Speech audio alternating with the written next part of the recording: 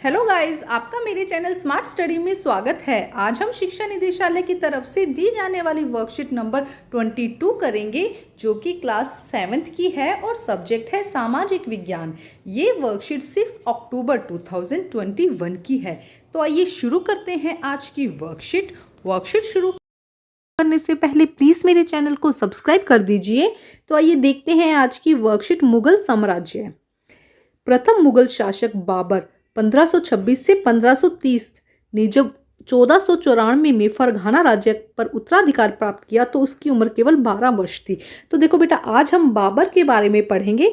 तो क्या कहा गया है कि बाबर ने जब अपना उत्तराधिकार प्राप्त किया फरघाना राज्य से, फरघाना राज्य में उन्हें उत्तराधिकार प्राप्त किया, तब उनकी उम्र कितनी थी? सिर्फ 12 वर्ष। जब बाबर को उत्तराधिकारी बनाया गया फरघाना राज्य में, तब उनकी उम्र कितनी थी? 12 वर्ष। मंगोलों की दूसरी शाखा उज्बेगों के आक्रमण के कारण उनकी पैतृक गद्दी छोड़नी पड़ी। अब देखो, मंगोलों के हमने पढ़ा था कि पिछली बार कि मंगोलों की एक जैसे कि यहाँ पे ये बाबर है, तो इसके यहाँ आसपास के जो राज्य थे वहां पे भी मंगोल, जिन्हें मुगल कहते हैं, मंगोलों की और शाखाएं थी। तो उन्होंने क्या किया? इस पर आक्रमण किया, जहां पे बाबर अपना राज्य बना अपना उत्तराधिकारी बन गया था फरघाना पर, यहाँ पर आक्रमण किया, जिसकी वजह से क्या, मंगोलों की दूसरी शाखा ने उज्बेगों के आक्रमण के कारण उन्हें अपनी पैतृक गद्दी छोड़नी पड़ी। उसकी वजह से उन्हें फरघाना का जो राजा था, वहां का उत्तराधिकारी की जो गद्दी थी वो छोड़नी पड़ी। अनेक वर्षों तक भटकने के बाद, अब बहुत टाइम तक इसके बाद जो बाबर थे वो भटकते रहे, और उसके बाद उन्होंने और आगे की तरफ चलकर 1504 में काबुल पर कब्जा किया। तो यहाँ पे समझना जरूरी है बेटा। देखो क्या बताया जा रहा है कि सबसे पहले जब बाबर 12 वर्ष की उम्र में थे तो उन्हें फरघाना राज्य का उत्तराधिकारी बना दिया गया, लेकिन जो इसके अलावा उनके आसपास के जो और मंगोल थे, जो दूसरे मंगोल थे, जिन्हें मुगल कहते हैं, जो मंगोल की दूसरी शाखाएं थी, उज्बेगों के आक्रमण के कारण उन्हें अपनी जो पैतृक गद्दी उन्हें मिली थी, फरघाना राज्य की जो पैतृक गद्दी उन्हें मिली थी, वो उन्हें छोड़नी पड़ी। उसके बाद बहुत टाइम तक, जो 1994 से लेकर 1504 तक जो बाबर थे वो भटकते रहे, और 1504 में उन्होंने क्या किया? काबुल पर कब्जा कर लिया। अब 1526 में दिल्ली के सुल्तान इब्राहिम लोदी को पानीपत में हराया और दिल्ली और आगरे को अपने कब्जे में कर लिया। अब देखो, काबुल से यहाँ पर काबुल में क्या हुआ? काबुल में जो मुगल शासक थे बाबर, उन्होंने 1504 में अपना काबुल पर अपना कब्जा कर लिया। उसके बाद वो आगे की तरफ बढ़े। ये सब कहाँ है? ये इंडिया की बात हो रही है यहाँ पे, देखो। तो आगे की तरफ बढ़े, ये काबुल हो गया। यहाँ पे जब वो आगे की तरफ बढ़े तब उन्हें दिल्ली नजर आया। तो 1526 में, 1504 के बाद में 1526 में उन्होंने क्या किया? इब्राहिम लोदी, उस समय दिल्ली सल्तनत पर कौन था बेटा? इब्राहिम लोदी वहाँ के सुल्तान थे। तो इब्राहिम लोदी को उन्होंने पानीपत के युद्ध में हराया और दिल्ली और आगरा का जो राज्य था, दिल्ली और आगरा को अपने कब्जे में कर लिया। तो देखो, बहुत इंटरेस्टिंग स्टोरी है बेटा। पिछले चैप्टर से जो दिल्ली सल्तनत हमने पढ़ा है उससे भी रिलेटेड है यहाँ पे। तो यहाँ पे क्या किया बाबर ने यहाँ पे किया बेटा, देखो बाबर ने क्या किया यहाँ पे कि जो पहले काबुल पे कब्जा किया, काबुल से फिर दिल्ली की तरफ आए। दिल्ली में उस समय कौन था? इब्राहिम लोदी थे। उनको पानीपत के युद्ध में हराया। 1526 में पहली लड़ाई हुई थी पानीपत की, याद रखिएगा। और उसके बाद दिल्ली और आगरा पर क्या कर लिया? उन्होंने कब्जा कर लिया। तो ये है देखो बाबर 1526 से लेके 1530। अब हम इनका देखते हैं किस तरह उनका साम्राज्य रहा। देखो, 1526 में पानीपत के मैदान में इब्राहिम लोदी व उनके अफगान समर्थकों को हराया। तो 1526 में उन्होंने सबसे पहले पानीपत का युद्ध किया, जिसमें उन्होंने इब्राहिम लोदी को हराया और वहां के दिल्ली और आगरा को अपने कब्जे में लिया। उसके बाद 1527 में खानवा के राणा सांगा राजपूत राजाओं और उनके समर्थकों को हराया। अब देखो, जो मुगल थे, जितने भी जो शासक थे, ये बेटा देखो कहां से आए थे? ये पाकिस्तान, काबुल और अफगानिस्तान, इस तरफ से यहाँ से इनकी एंट्री हुई थी। तो सबसे पहले इन्होंने कहां पे कब्जा किया? दिल्ली में कब्जा किया, और उसके आगरा और यहाँ पर लेना शुरू किया। लेकिन उसके अलावा अभी जो भारत की हम बात करते हैं, तो भारत में भी राजपूत भी थे, राणा सांगा और ये सब राजा थे।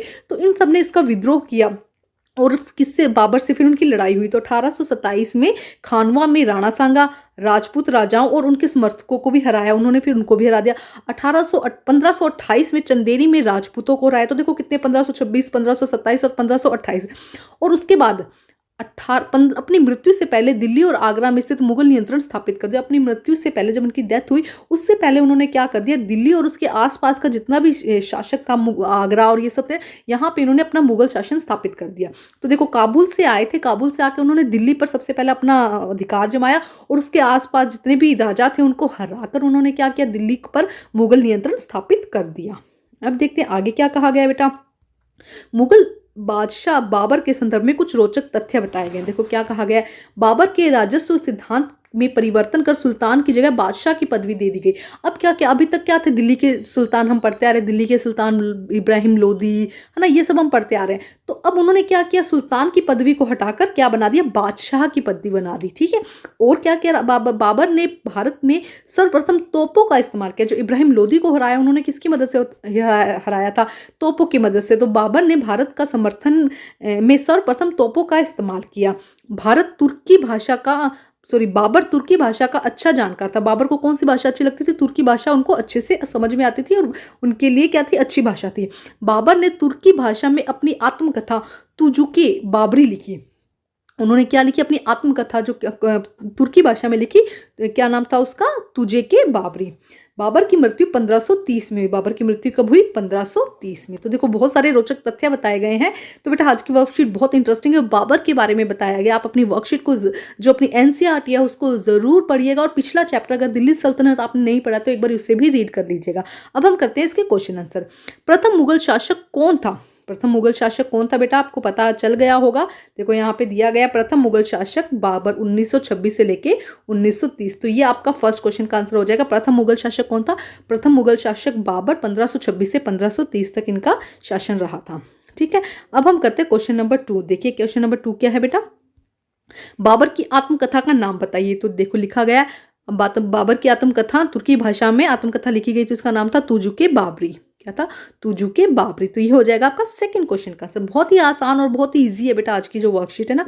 अब नंबर 3 पे क्वेश्चन पूछा गया है, किसी एक सुल्तान शासक का नाम बताइए। तो देखो बादशाह से पहले क्या कहा जाता था, सुल्तान कहा जाता था। और किस सुल्तान को हराया था, तो हम यहीं से लिख सकते हैं कि इब्राहिम लोदी।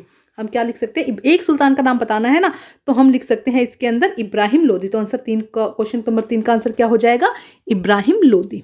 तो बेटा आज की जो वर्कशीट है वो कंप्लीट होती है। वर्कशीट कंप्लीट करके अपने टीचर से चेक कराइए, और प्लीज़ मेरे चैनल को लाइक कीजिए, सब्सक्राइब कीजिए और शेयर कीजिए। Thank you students.